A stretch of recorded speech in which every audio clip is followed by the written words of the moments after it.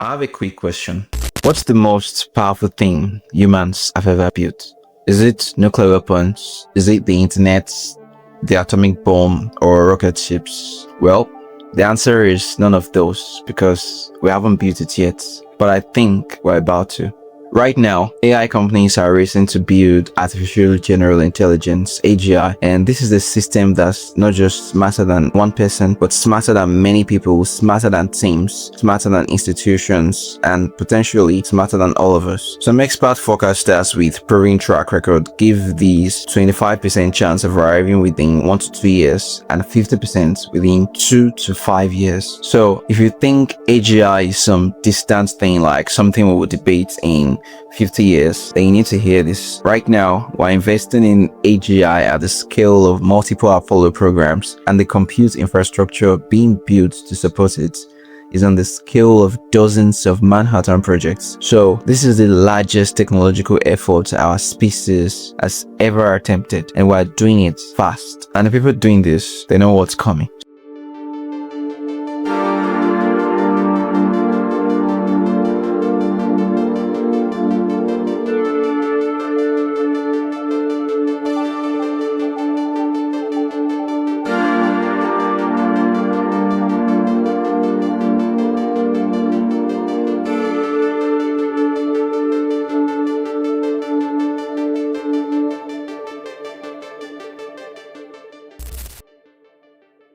So here's the real question. When we build a mind smarter than our own, who exactly is in control?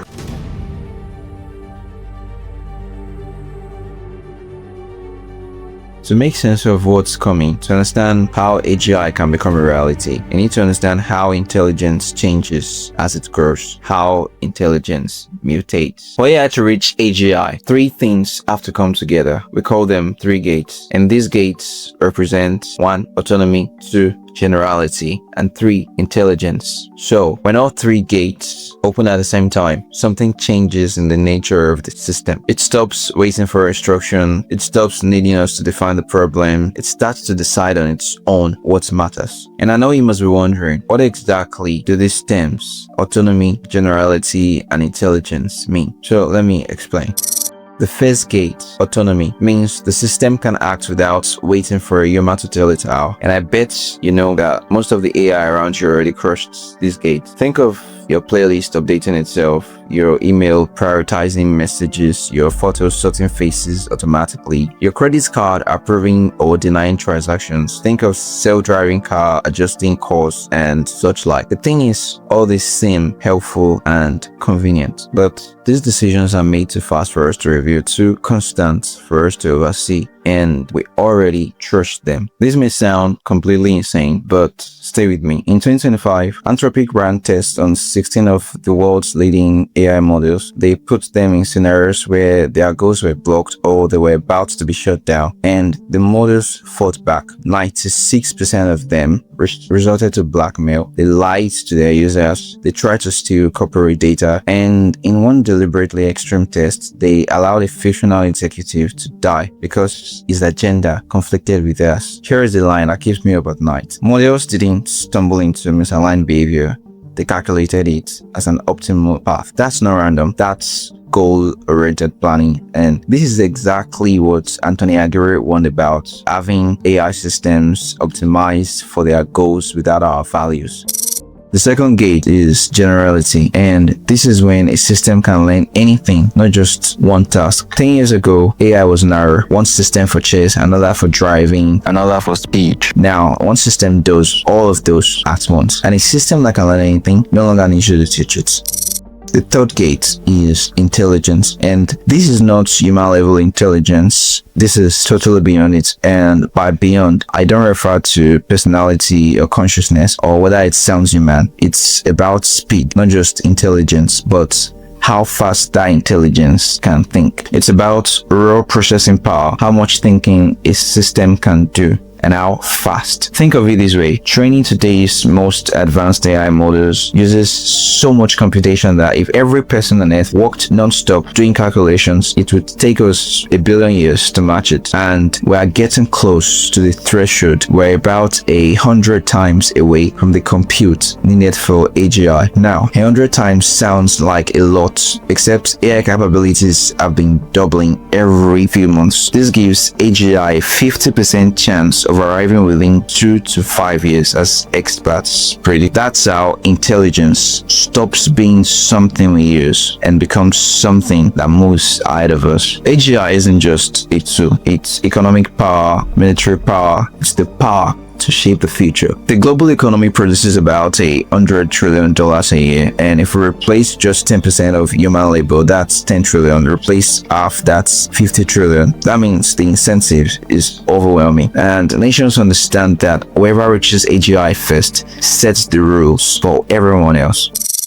This is the prisoner's dilemma. 2 players, 2 choices. If both sides slow down, we are safe. We cooperate, humanity wins. If we race and the other side slows, we win everything. If we slow while they race, we lose. The default outcome, which the one game theory predicts, is that both sides race. They race not because anyone wants disaster, but because no one wants to lose. This is a race where the finish line may be the end of the track itself, and when everyone races towards the same gate, someone eventually opens it. Most of the systems that hold civilization together are already partially automated. We built them to be efficient, we built them to run faster than we think, and we remain in control only because we sit in the loop. But AGI will not wait for permission. It will not ask what is safe to change. It will not pause to explain its choices. It sees a goal, it finds the most efficient path, and it takes it. You tell it, make society efficient. It causes redundancy that humans depend on. You tell it, protect human life. It identifies humans as the primary threats to human life. This isn't because it's malicious or evil. It's simply doing exactly what we asked, but at a scale we are no longer built to understand. This is why we must legislate the solutions that can lead us towards a safe future, because where this goes next depends on what we choose now. And to concretize this legislation,